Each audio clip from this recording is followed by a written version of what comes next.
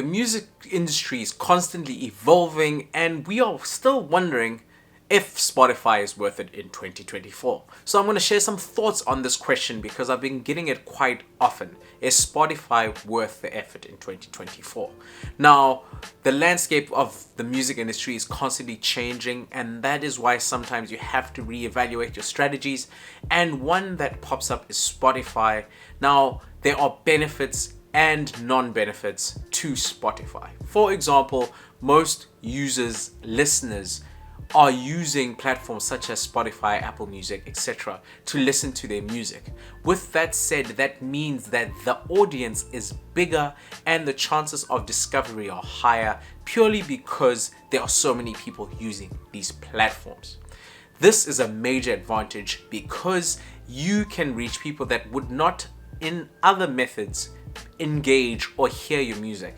Spotify playlists, for example, give you access to an audience that would not normally come into contact with your music via the all traditional ways of performing and jumping on stage. But on the flip side, there is a huge uproar amongst the independent musicians and musicians in general with the payouts because you don't really get that much per stream versus what you would usually get for an example, a sale or a download of a song.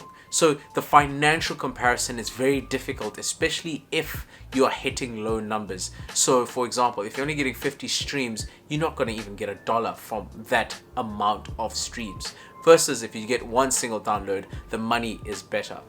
So that is why it's very important to consider Spotify as part of a tool, part of a marketing tool to help you grow your audience and to basically use it as some kind of gauge or a taste mechanism so that people can kind of hear your music before they actually start engaging with you, and you use other methods to supplement how you get money.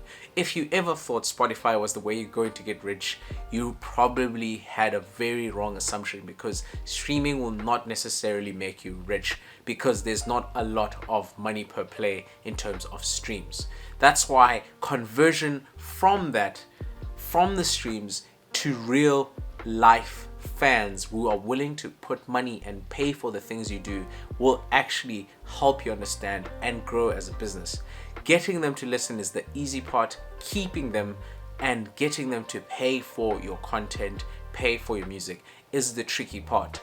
Alternatively, you can put your content up to a place such as YouTube, for example, where people will listen and you get paid in another way, or you can use some kind of affiliate marketing to somewhat get some revenue streams, some revenue in to offset that money you would usually gotten from, let's say, live performance.